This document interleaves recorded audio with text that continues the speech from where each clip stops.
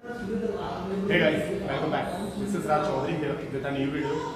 आज की वीडियो में मैं जिस टॉपिक को कवर करने वाला हूँ, आज मैं उस एक्सरसाइज के बारे में बात करने वाला हूँ जिसके बिना इंग्लिश बॉडी बिल्डिंग और देसी पहलवानी अधूरी है।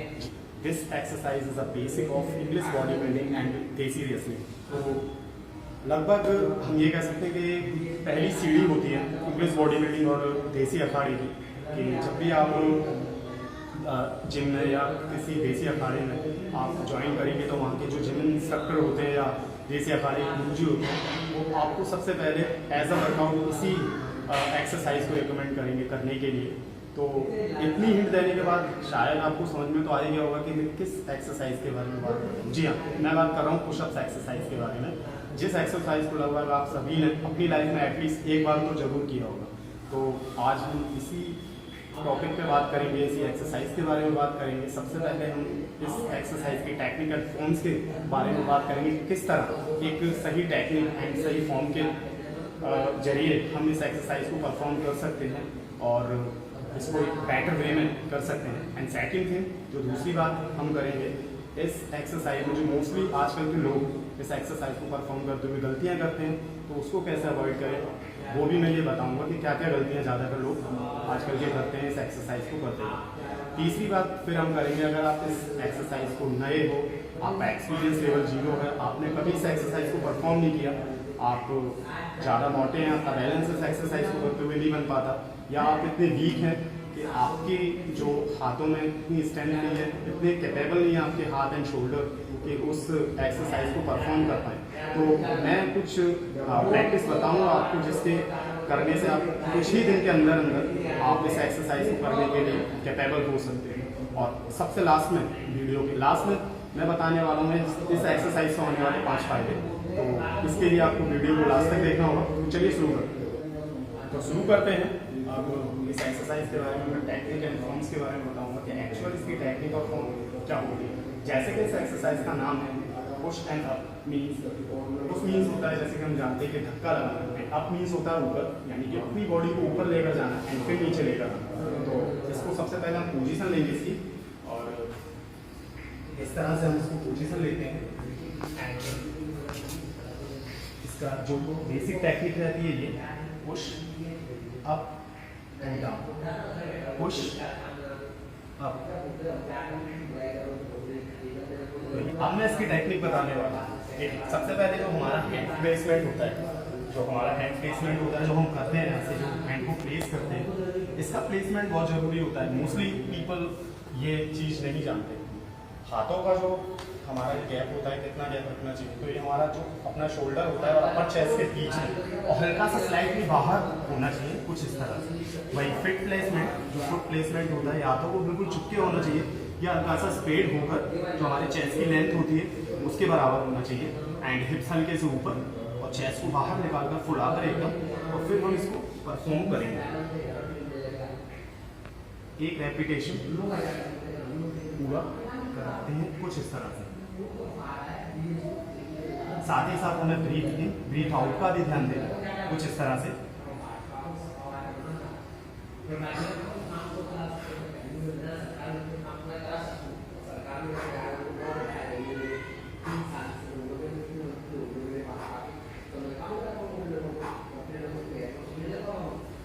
जब हम बॉडी को पुश करेंगे ऊपर की तरफ तब हमें सांस भरनी है, एंड जब हम नीचे लेकर आएंगे तो हमें सांस को छोड़ना है।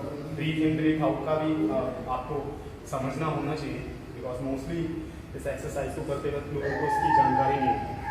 तो फिर से देखिए, मैं एक बार आपको करके बता देता हूँ किस तरह करना है। Fit placement, hand placement first of all, and after that fit placement, और कुछ इस तरह से।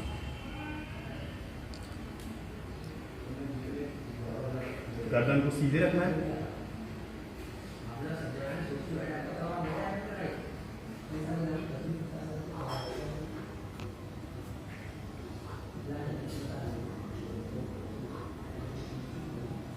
तो ये तो थी टेक्निक एंड फॉर्म्स की बात। अब बात करेंगे कि इस एक्सरसाइज को करते वक्त, परफॉर्म करते वक्त उसकी ज़्यादातर गलतियाँ करते हैं। तो आइए उस पर बात करते हैं। सबसे पहली बात कि इस एक्सरसाइज को करते वक्त बहुत से लोग जो जूनियर्स होते हैं, बिगिनर्स होते हैं, वो क्या करते हैं कि अपने सीनियर्स को देखकर या अपने बगल से कोई उनका जिममेट एक्सरसाइज कर रहा होता है, उसको देखकर फिट उनकी तरह रखना चाहते हैं, बिना जाने कि उनका लेवल क्या है, वो एडवांस लेवल है या इंटरमीडिएट लेवल है। बिना किसी जानकारी के वो सिर्फ उनकी ही नकल करते हैं, जिसकी वजह से उनकी शुरू से ही टेक्निक और फॉर्म्स की प्रॉब्लम्स उनके साथ क्रिएट होती है, जिसका कारण होता है मैन बैलेंस ना बन पाना एक्सरसाइज करते वक्त और सही से परफॉर्म ना कर पाना इस एक्सरसाइज में। मोस्टली क्या रहता है कि कुछ लोग आपने देखा होगा एडवांस लेवल के जो बंदे होते हैं वो कुछ इस तरह से भी पुशअप्स को क्रिएट करते हैं जो कि डिक्लाइन फॉर्म में रहता है, एक पैर पर भी करते हैं काफ़ी लोग, कुछ इस तरह से भी इसको परफॉर्म करते हैं। तो जो बिगिनर्स होते हैं वो भी उन्हीं की तरह करने लग जाते हैं, जो कि मेरे ख्याल से उनके लिए काफ़ी गलत है। अगर आप बिगिनर्स हो, आप लेवल 0 से स्टार्ट कर रहे हो, तो मैं यही कहूँगा कि सबसे पहले आपकी जो फिट प्लेसमेंट है, या तो चुटकी होनी चाहिए या आपकी चेस्ट की बिल्कुल सीट, जो स्ट्रेट कहते हैं, उस लाइन में होनी चाहिए, जिससे कि आपकी बॉडी स्ट्रक्चर एकदम सीधा रहे, कुछ इस तरह से। दूसरी गलती मोस्टली जो करते हैं आजकल की यूथ, वो है बॉडी की स्टेबिलिटी ना होना। बॉडी की स्टेबिलिटी का मेन कारण है उनका गर्दन को नीचे ऊपर करते हुए परफॉर्म करना। वो भी मैं आपको बताता हूँ तो किस तरह से इस एक्सरसाइज को परफॉर्म करते हैं। ये रहा, इस तरह से बहुत से लोग गलती करते हैं। अब इस पर बचने का एक ही कारण है, आपको सही तरीके से करना है तो जो अपनी गर्दन है, जो अपना सिर जैसे हम बोलते हैं, उसको सीधा रखें। जब भी आप परफॉर्म करें एक्सरसाइज, सबको स्ट्रेट पोजीशन में रखें, सामने देखें। आप जितना सामने देखेंगे आपकी बॉडी ऑटोमेटिकली एक सही वे में जाएगी, बिल्कुल सीधे ही आपका स्ट्रक्चर रहेगा एक्सरसाइज परफॉर्म करने के दौरान। कुछ इस तरह से देखिए, गर्दन आगे पीछे करेंगे तो जाहिर सी बात है वहाँ पर आपका बॉडी का जो स्ट्रक्चर है वो भी बदला, बॉडी की जो मोबिलिटी है, जो स्टेबिलिटी है वो खराब है। कोशिश करें गर्दन को सीधे रखें, बॉडी आपकी कुछ इस तरह से ही रहनी चाहिए आपकी गर्दन के साथ। इसी गलती जो बहुत से लोगों में मैंने देखी है वो ज़्यादातर करते हैं, वो उनका रहता है क्या कि रेंज ऑफ मोशन पे ध्यान ना दें। Range of motion in the sense के काफ़ी लोग आपने देखे भी होंगे कुछ इस तरह से झटके से लेते हैं, पैरों को खोल कर कुछ इस तरह से पुशअप्स लेते हैं, जो कि मेरे ख्याल से बहुत ही गलत है। आप जितना स्लो मोशन में इस रेंज ऑफ मोशन को पूरा करेंगे, उतना आपका फोकस अपने रेपिटेशन पे रहेगा, आपका माइंड का कनेक्शन मसल से बनेगा और आपको इतना अच्छी तरीके से अपने फोकस कर पाएंगे उस मसल को जिस मसल पे आप टारगेट कर रहे हैं। इस तरह से झटके से लेना बिल्कुल टोटली गलत ही है। हाँ, अगर आपको एज अ वार्म अप करना है तो आई थिंक ये गलत नहीं है, आप कर सकते हैं। लेकिन अगर आपको किसी मैन स्पेशल अपने मसल्स को टारगेट करना है, आप मसल्स को एक्सरसाइज के लिए ट्रेन करने के लिए वार्म अप कर रहे हैं, एक किसी स्पेशल मसल्स को लाइक चेस्ट हुआ, बाइसेप हुआ, तो कहीं ना कहीं ये एक्सरसाइज गलत है, वेस्ट ऑफ एनर्जी है आपकी। तो कोशिश करें जितना हो सके कि बिल्कुल फ्लो वे में जितना आप इस पुशअप्स के लेंगे, इसके रेपिटेशन को लेंगे, उतना ज़्यादा आपको फील होगा उस मसल पर जिस मसल को आप ट्रेन करने के लिए पुशअप्स लगा रहे हैं, कुछ इस तरह से।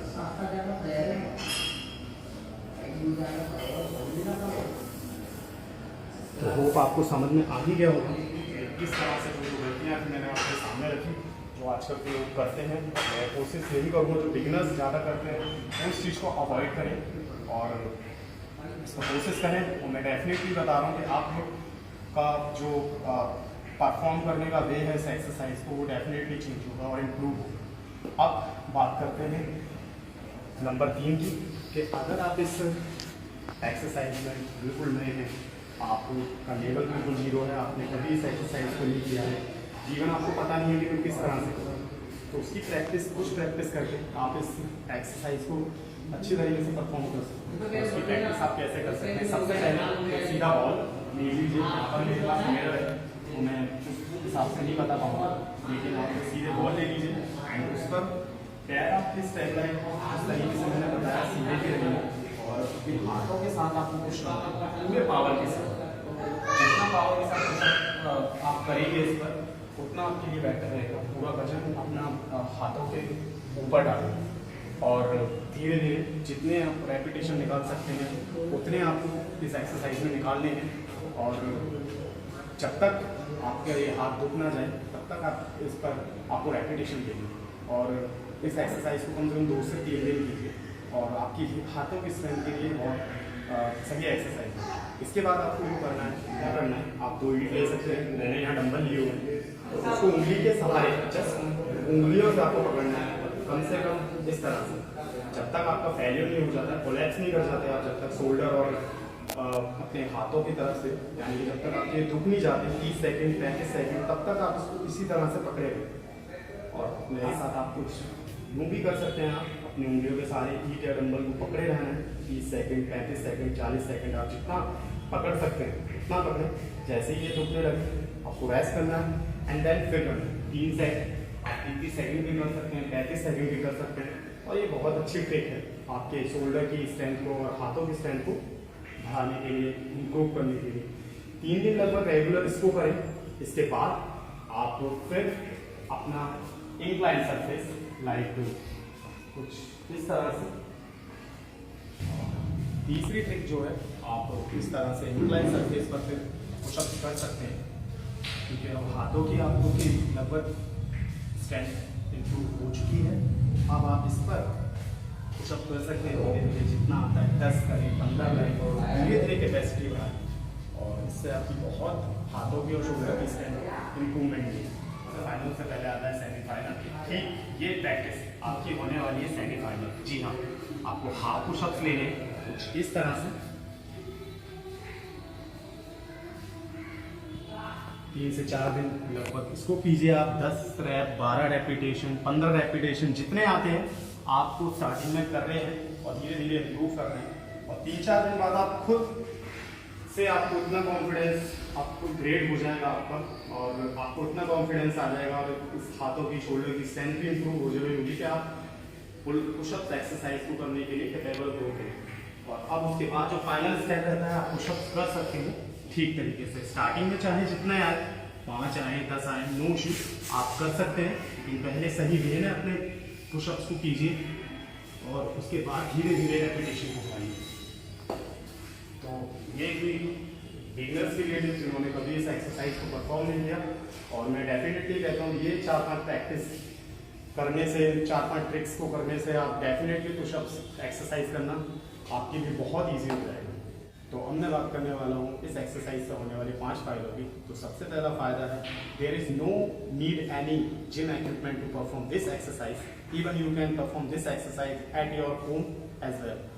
तो जैसे मैंने कहा कि इस एक्सरसाइज को करने के लिए किसी जिम इक्विपमेंट की ज़रूरत नहीं होती, जो कि एक सबसे बड़ा फ़ायदा है। जी हाँ, आप इसको कहीं भी कर सकते हैं, अपने घर पर कर सकते हैं, ऑफिस में कर सकते हैं, आप जिम में तो कर ही सकते हैं। तो इस एक्सरसाइज को कोई जिम इक्विपमेंट की ज़रूरत नहीं पड़ती। हाँ, आप जब थोड़ा एडवांस आपका लेवल हो जाता है तब आप जिम जो अपने पुशअप्स स्टैंड होते हैं आप उसको यूज़ कर सकते हैं थोड़ी इम्प्रूवमेंट लाने के लिए अपने लोअर चेस्ट पर एंड आउटर चेस्ट पर। दूसरा फायदा जो इस एक्सरसाइज से होना है वो है कि एक्सरसाइज आपके हाथों की स्ट्रेंथ के लिए बहुत ज़्यादा एक रामबाण इलाज की तरह है। हाथ और शोल्डर की स्ट्रेंथ को इतना इम्प्रूव कर देगी एक्सरसाइज। अगर आप दिन प्रतिदिन इस एक्सरसाइज को करते हैं तो आपको खुद एक एक्सपीरियंस रियलाइज होगा कि मेरे हाथों में कितनी स्ट्रेंथ आ गई। तो धीरे धीरे आप जब इसको स्टार्टिंग करेंगे तो खुद का वेट आपको एक हल्का लगेगा। जब कुछ लेवल आपका ग्रो होगा तो आप बिगिनर से इंटरमीडिएट में आएंगे एंड एडवांस लेवल पे आएंगे तो खुद आपके हाथों की स्ट्रेंथ होगी, इवन आपके जो आर्म्स है वो भी ग्रो करेंगे। तो ये मेरा दूसरा फायदा था जो मैंने आपको बताया इस एक्सरसाइज से बेहतरीन एक स्ट्रेंथ आपके हाथों को और आपके शोल्डर्स पार्ट को मिलती है। तीसरा फायदा एक्सरसाइज का जो है, जी हाँ, जैसे कि मैंने अभी आपको पहले बताया था, ये हाथों के लिए तो लाभकारी है ही, साथ ही साथ ये कंपाउंड एक्सरसाइज है। मीन्स ये आपके हाथों के साथ साथ chest, shoulder, back, even core area तक को ट्रेन करती है अगर आप इसको सही तरीके से सही वे में लगा करते हैं तो। जी हाँ, आप जब इस एक्सरसाइज को करेंगे, कभी कभी क्या होता है कि आपको जिम जाकर आपको अपने अपर बॉडी को ट्रेन करना होता है एंड सडनली आप जिम नहीं जा पाते, तो ये एक अच्छा ऑप्शन है आपके पास कि आप घर बैठे अपनी अपर बॉडी को ट्रेन कर सकते हैं। कुछ पुशअप्स के साथ। तो ये एक कंपाउंड एक्सरसाइज है, it's not useful for only your arms, it's useful for your shoulder, chest, even your core area as well. तो ये बेहतरीन एक एक्सरसाइज है आपकी कंपाउंड मसल्स के लिए।